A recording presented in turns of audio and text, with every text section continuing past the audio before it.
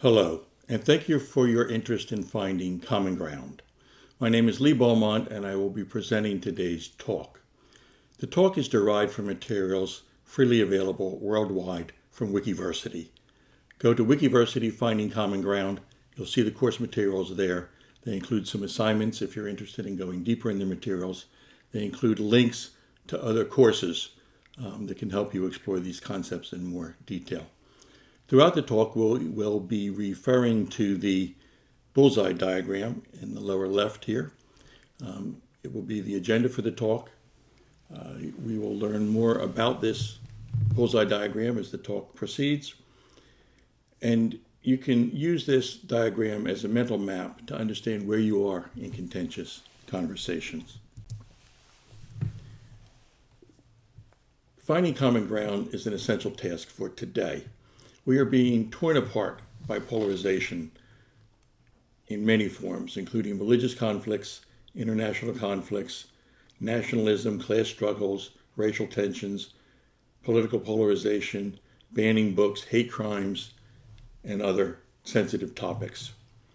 Voltaire told us that if we believe in absurdities, we shall commit atrocities. Reality is our common ground. We need to find that common ground. Let me go through the talk in a nutshell here. Reality exists, and we all share in a single objective reality. There are several reasons why this fact is difficult for us to grasp and hold on to. One of them is that because reality is vast, complex, and dynamic, and our direct contact with reality is through our inaccurate perceptions. We use words and other limited symbols to represent reality as we perceive it. Much of the stimuli we receive are ambiguous and requires interpretations, and we have various interpretations. We love telling and retelling stories. We are captivated by stories. And we often rely on ideologies as substitutes, providing a simplified belief system for the complexities of reality. But we can see beyond these illusions, and we can better comprehend reality. Reality is our common ground. We can each find that common ground by advancing towards the center of the diagram that we'll see in a minute. Although these ideas are simply stated, they're difficult to fully grasp and put into practice. But we can find common ground. Here's the diagram we'll be using throughout the talk. I'm calling it the bullseye diagram. The center is reality as it is. We all share in that reality, and let's talk about what reality is. Reality does exist. You're listening to a talk. You may be sitting at a desk. You may be sitting on a chair. You may be in a particular room. You're probably unable to levitate or teleport or leap tall buildings in a single bound. Reality does exist. Everyday experience provides evidence that reality exists. And every time you decide to open the door before passing through the doorway, you are betting that reality exists. However, there are many arguments against reality. Maybe you've heard some of these. Maybe you have promoted some of these. So people might cite Plato's allegory of the cave. It's a wonderful thought experiment. Plato described people who throughout their life only ever saw images projected on the wall of a cave. They mistook those for true reality. However, the allegory goes on to say that they can come out of the cave, they can get a broader perspective, and they can see beyond that illusion. Perhaps your brain is in a vat, floating in a soup of chemicals, hooked up to a bunch of wires, giving you all these sensations. Probably not. You may have heard of the simulation hypothesis. They were all just players, avatars in some simulation. It's computers all the way up. It's an interesting thought experiment, but I don't think it's true. Maybe you saw the Matrix movies, took the blue pill, took the red pill. Fascinating movie, but it's probably not true. There are many claims that perception is reality. It's true that all we have is our perceptions, but our perceptions are personal, and it is an error to extrapolate our perceptions beyond ourselves. Many people make reference to my reality. That's not my reality. Well, here's the thing. You don't own reality. It's much bigger than anything you've seen or experienced. When people use the phrase my reality, they probably mean their own personal experience or the worldview they currently hold. But that may not be aligned with reality. And reality is much more vast than any person can comprehend or experience. And then there are postmodern theories. These astute people have pointed out that much of what we've been taught in public school throughout our early years are stories told by powerful people, stories maybe made to oppress us and influence us. And why should we believe their stories?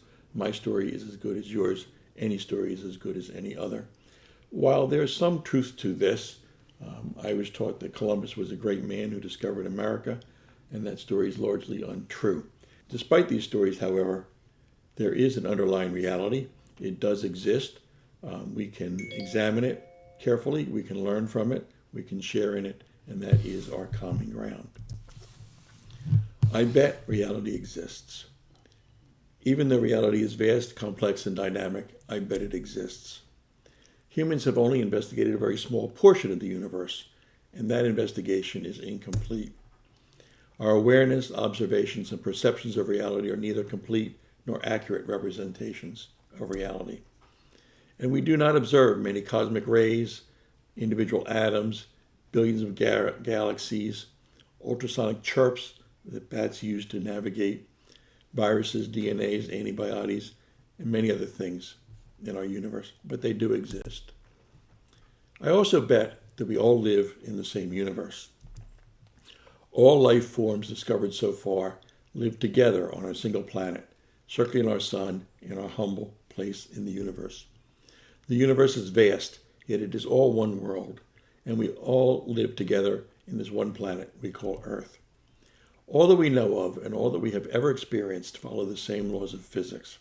And remarkably, the entire world as we know it has emerged from a few fundamental building blocks. This is the standard model of particle physics, and I also show Newton's apple tree to represent gravity. This is all there is. This is all that physicists have ever found. I will not go through the standard model of particle physics, but basically what it says is we are all made of quarks and electrons. Quarks, electrons, photons, gravity, that's all there is. It's true that we do not yet understand dark matter and dark energy, but these are not part of our everyday experience, and the model that we do understand has very high confidence, and that's all there is. I want to bring forward a principle of knowing called consilience. It's also known as the unity of knowledge. It basically says that because we all live in the same universe, our reliable understanding of that universe must eventually converge towards one coherent description. I've described this in connection with the Eiffel Tower. If you were to measure the height of the Eiffel Tower, there's many ways to do that. You could drop a string, you could use a tape measure, you could triangulate using similar triangles, you can use surveyor's devices, you can look up various references, you can measure the shadow, you can just estimate it. But all of the reliable methods for measuring the height of the Eiffel Tower will converge on its true height, which is approximately 300 meters. Various threads of evidence converge on a single understanding of reality. And each phenomenon must fit into a single coherent and integrated description of that. Every which way that we measure the Eiffel Tower, it must converge on the true height if those methods are reliable. So either the description must evolve to accommodate new observations, or our understanding of the observation must be interpreted consistently with that. So if you measure something other than 300 meters, either your measurement technique is incorrect or the accepted height of the Eiffel Tower is incorrect. Take a look at all the evidence to decide which one that is. Scientific thinking, the scout mindset, which we'll describe in a minute, and intellectual honesty guide us towards reality. It's important that we can align our worldviews with reality.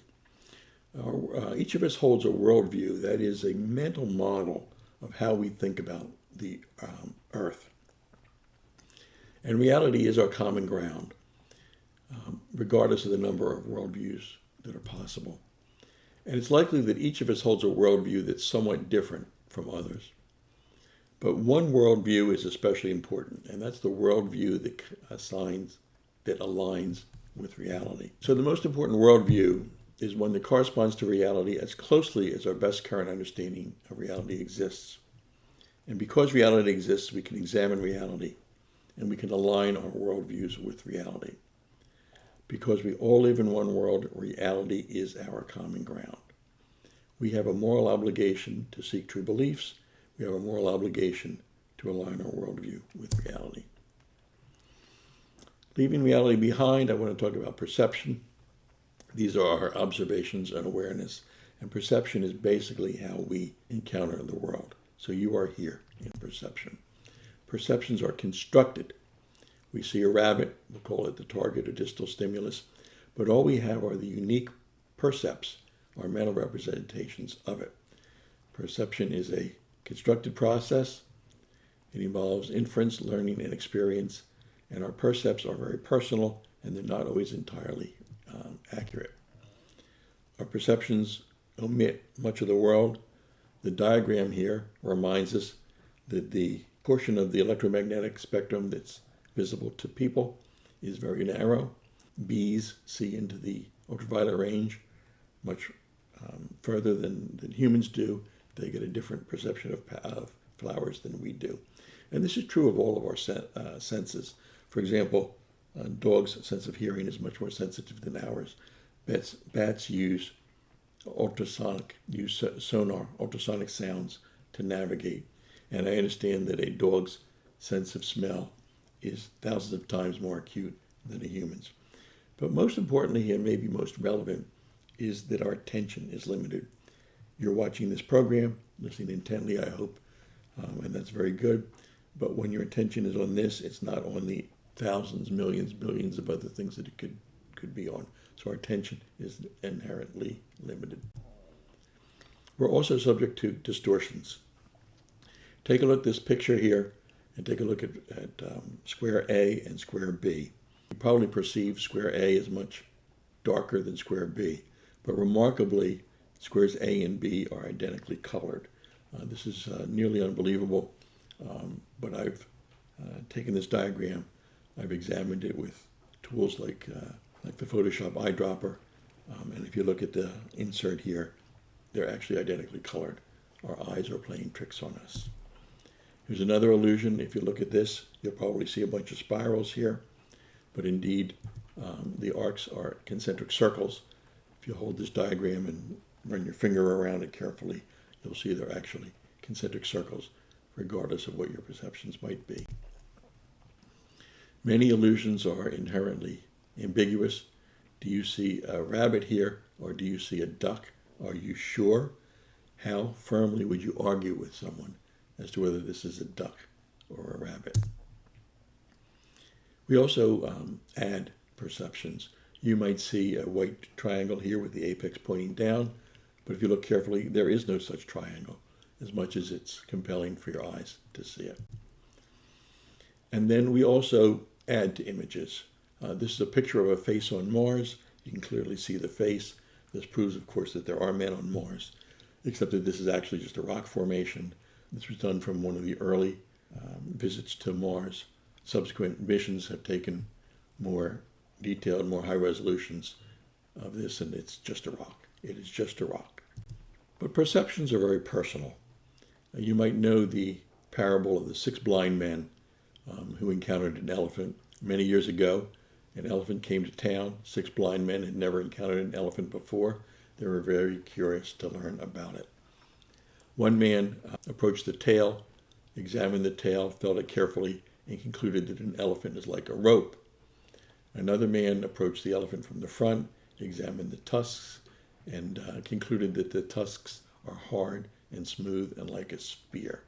And of course they argued with each other. An elephant is like a rope. No, an elephant is like a spear. They made a few errors here. One is they did not trust the viewpoint of the other person.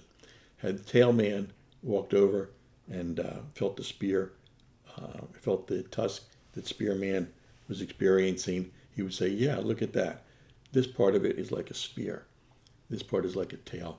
They also made the error of extrapolating or overgeneralizing their perceptions to encounter the entire elephant. Having experienced only the tail made the error of saying the entire elephant is like a tail. So there's an opportunity here, which is to abstract up all of the relevant, all of the carefully done observations and viewpoints and integrate it into the single concept of an elephant. So they resolve into the various perceptions of a single elephant. So reality is that there is a single elephant. There are 6 different perceptions of it. There are 6 different stories that get told about it. But when you frame out, there's one elephant. Reality is our common ground. Let's move on to representation, which is where we use symbols and words to describe what it is we are experiencing. This is a famous picture of a pipe. The caption underneath says, "This is not a pipe." It reminds us that this is a painting of a pipe, an image of a pipe, but the map is not the territory. When we get lost, it's useful to check whether you're navigating through the map or whether you're navigating through reality. Reifications is when we instantiate an abstract concept and mistake it for the concept.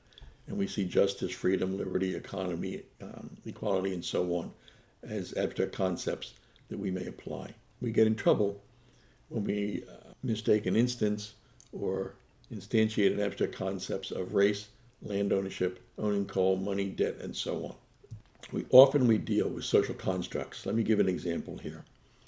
Here's a person kicking a soccer ball over a white line. That's it. The brute facts are a person kicked a soccer ball over the white line. But there are many social constructs involved here.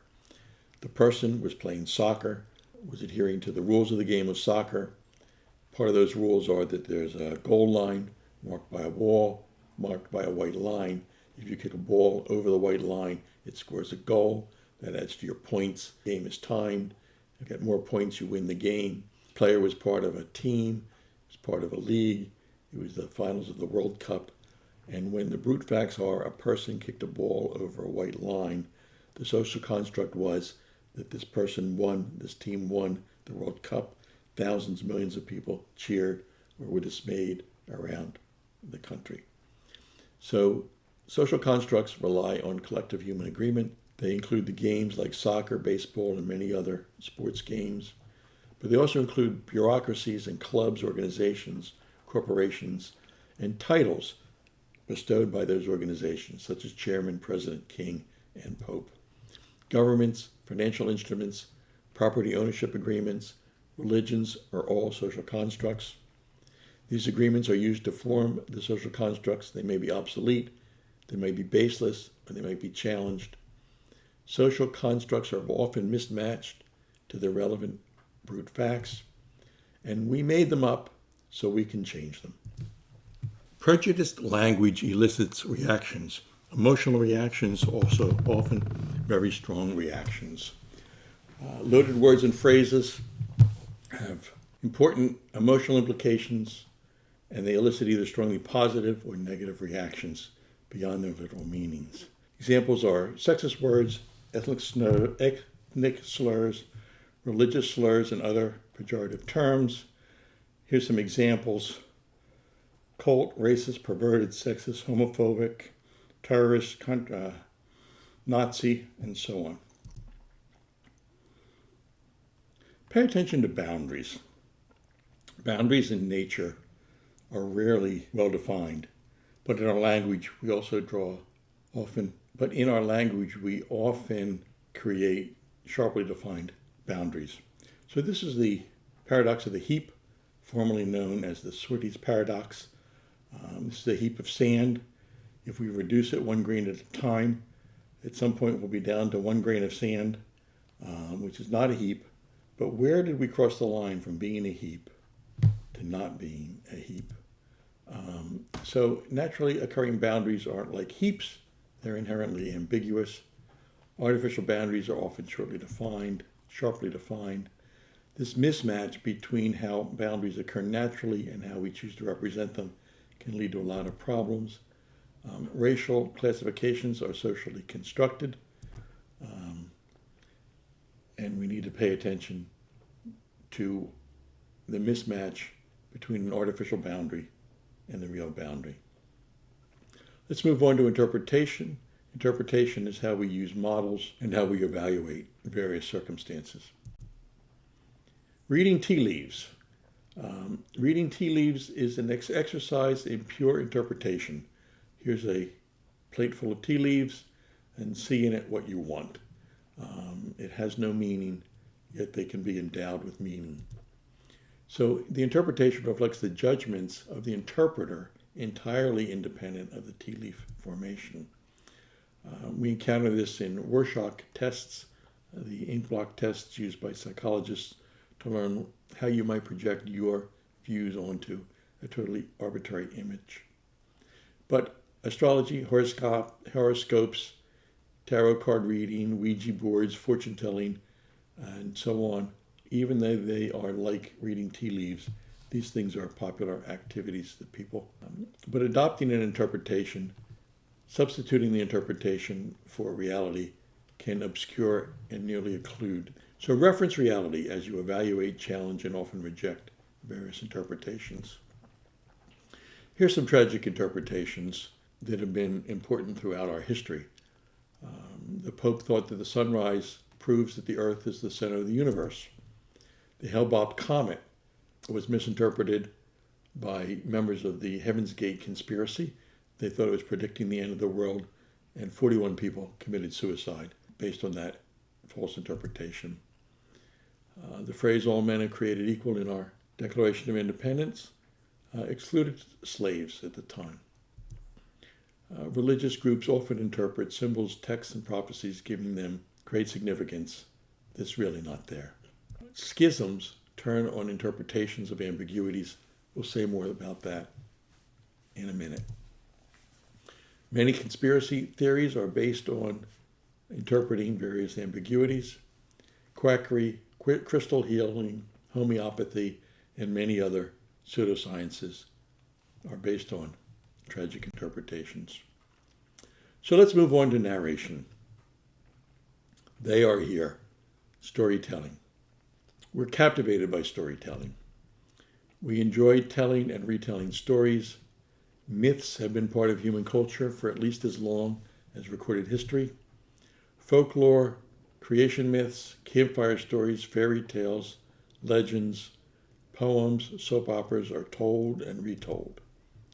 Stories provide a memorable, coherent, compelling, and plausible explanation for events. They're often fanciful and factually unfounded. They are untrue and true at the same time. They may be instructive. The story of the 6 blind men and the elephant is unlikely false, but it does include some profound truths. Learn to separate the metaphor, the grain of truth or the truthful message in the story, and while separating the story from the literal truth. There are powerful false narratives in our culture. Very often the best story wins. Talk a little bit about the Satanic Panic, which was a very powerful false narrative. The panic was a moral panic consisting of more than 12,000 unsubstantiated cases of satanic ritual abuse, which was a story of physical and sexual abuse of people in the context of an occult or satanic rituals. It was prevalent in the United States in the 1980s, and it spread throughout many parts of the world in the late 90s. And there are elements of it persisting today. There was a trial of the McMartin preschool where many preschool teachers were accused of abusing children as part of a satanic ritual. After 7 years in court, there were no convictions, although there were some lengthy sentences, some of which were later removed. Of more than the 12,000 documented accusations, police were not able to substantiate any allegations of organized cult abuse. So here, a story captured imaginations, accusations were made, 12,000 allegations, completely unfounded, 7 years in trial, nothing came of it. A very powerful false narrative. Is that in the past? Well, yes and no. Today we have QAnon, which is a conspiracy theory. It's adopted many of the tropes of satanic ritual abuse. And instead of daycare centers being it, we have liberal Hollywood actors, Democratic politicians, and high-ranking government officials. So this is a prevalent narrative. It is a false narrative, but it is very damaging. Here's some common false narratives. Political narratives, trickle-down economics. If money goes to the top, it will get to the bottom. Never understood that.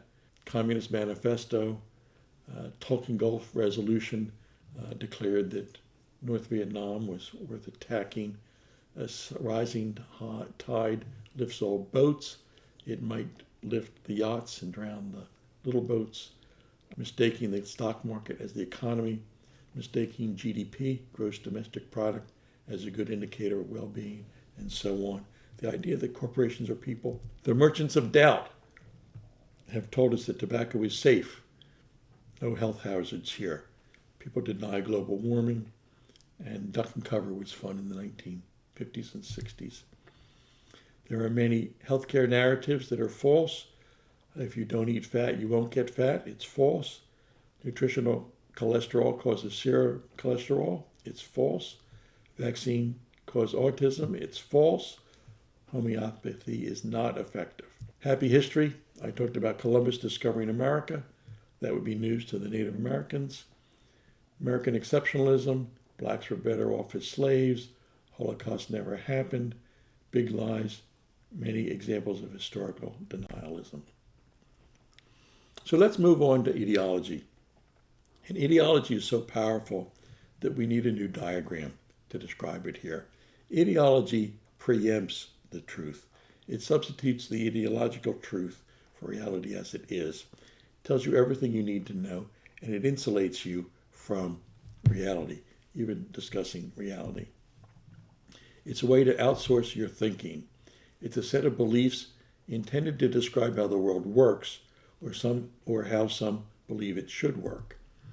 It's a particular way of looking at the world, often codified into a doctrine. Ideologies impose a model that prohibits direct access to reality. It displaces any alternative narratives, interpretations, representations, or perceptions of reality. It establishes all we need to know. It acts as a convenient substitute for reality. Immersion and commitment to an ideology can become a firmly held part of your identity. If you say, I am a conservative, rather than I often agree with conservative political ideas, you're declaring the ideology as part of your identity. Remaining bound by an ideological doctrine is a form of mental bondage, and it's wise to break free from that bondage. I want to talk about the Scout Mindset. It's a very good book recently published by Julia Galef. She contrasts the Scout mindset with the soldier mindset. The soldier mindset, you see things as you wish they were. They bolster the ideology. In the Scout mindset, you see things as they really are. The soldier mindset wants to take ground, defend ground. The Scout mindset wants to explore the ground. When you're in a conversation, notice the mode in the shift. In conversation, investigation, and reflection. Are you now holding a Scout mindset, or have you transitioned to a soldier mindset? When you're in a conversation, look for that shift. So the Scout mindset is seeing things as they are. It contrasts to the soldier mindset in many ways. Scouts ask how it is true rather than arguing from an ideology. They value observations over interpretations, investigation over argumentation, gaining insight over winning the argument, wonder, curiosity over attacking, learning over advancing a position, observing over taking ground, understanding the issue over shooting down arguments, and exploring possibilities over reinforcing some position. Scouts are seeking true beliefs over securing their long-held, often obsolete and inaccurate beliefs. They're seeking reality over defending an ideology. They value objective evidence over motivated reasoning. They value representative evidence over narratives, specious interpretations and representations. Scouts value reason over rhetoric, exploring over staying the course with the ideology, dialogue over reciting dogma, listening over reiteration and continuing to advocate, humility over arrogance, curiosity over certainty or fear, and intellectual honesty over prevarication, and working with collaborators over fighting the opponents. Learn to adopt the Scout mindset. Learn the differences between the Scout mindset and the soldier mindset. Learn to see the shift from Scout mindset to soldier mindset. Ego encourages the soldier, and reason encourages the scout. Here's some example ideologies. They're all over the place. We rely on them to simplify our thinking. Loyalty to a person, a group, a team, a brand, Coke over Pepsi, regions, nations. The loyalty short circuits your thinking. Myths and legends short circuit your thinking. Caste systems in their many forms are forms of ideologies. Stereotypes, economic ideologies, including all these listed here. Many political ideologies, creation myths, religions and spiritual traditions, commitment to conspiracy theories, and new religious movements, which is the modern term for cults. I want to bring out the idea that ambiguity breeds schisms. People are uncomfortable with ambiguity. We want certainty. We want closure. When we see this ambiguous diagram, you might say it's definitely a duck or definitely a rabbit. It's more comfortable that way. So because we're more comfortable being certain, ideologies provide that certainty, but it can often be wrong. So to undo that, unwind that, you can work to rediscover the origins of your deeply held beliefs. And you can back up from that belief and understand the ambiguity that may have arisen from. For example, the schism between Judaism and Christianity turns on the ambiguity of whether Jesus of Nazareth was the true prophet. There are arguments on either side of that. The Jews embrace the certainty that he is not, and the Christians embrace the certainty that he is. It's ambiguous. It could be either way. Listen to both sides. Become open to the alternative conclusions. This is simple, but it's not easy. So here's some steps you can take to align your beliefs with reality and work to find a common ground with some others. Begin by aligning your own beliefs with reality. Seek true beliefs. Align your own worldview with reality. Think clearly. Know how you know. Become skillful at evaluating evidence. Stay curious and embrace ambiguity. Be careful in discussions to distinguish among matters of fact, matters of controversy, and matters of opinion. Do not argue matters of fact. Research them. Do not argue matters of opinion. Enjoy them. Reason carefully and listen closely when discussing matters of controversy. Although tolerance is essential in matters of opinion, it has no place in matters of fact. Spend the required effort to prepare to find common ground with others. Practice dialogue. Ensure all participants have adopted a Socratic temperament. A Socratic temperament is where you are open to new ideas, you are welcoming dialogue, you are listening, you are adopting the scout mindset. It's rare. Expect intellectual honesty. Expect people to be accurately describing their true beliefs, where true beliefs are beliefs that correspond to reality as best we understand it. Finding common ground often challenges deeply held belief. This is uncomfortable. People often react with fear, and they may seek to withdraw from the dialogue or divert the conversation. Notice the shift from scout mindset to soldier mindset. Notice when fear begins to displace curiosity. Encourage the fearful person to allow curiosity to displace fear. Return to a scout mindset. Technique called street epistemology provides several techniques when seeking common ground. There's a course available on Wikiversity called Street Epistemology. I invite you to check it out. It was created with the help of Anthony Megabasco. So reality is our common ground. Where are you? Where are they? Can we move towards the center? This is not about compromise. This is about gaining an accurate understanding of the world we live in. What would a compromise between the Pope, who said the earth is the center of the universe, and Galileo, who said the earth goes around the sun, what would that look like? They go around each other on various days of the week. I don't know. In matters of fact, we can carefully examine reality. We can agree on matters of fact, and we can agree to use reliable methods to find that. Reality is the ultimate reference standard. When you're arguing matters of fact, refer to reality. Embrace reality, seek true beliefs, dismiss misleading perceptions, representations, interpretations, narrations, and ideology.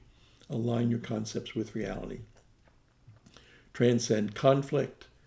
I have a course available on that. Go to Wikiversity, Transcending Conflict.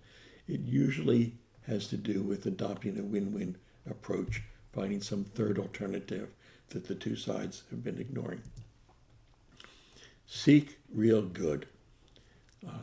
Although Kant told us you cannot get from is to ought, once we embrace reality, some oughts become apparent. We ought to advance human rights worldwide. We ought to adopt pro-social values, and we ought to establish a well-founded basis for moral reasoning. It's difficult to change deeply held beliefs. However, if you can do this, they can do this. We can find common ground. Thank you for listening. Thank you for your interest in this. I encourage you to go to Wikiversity, Finding Common Ground, and study this material in more depth. Thank you very much.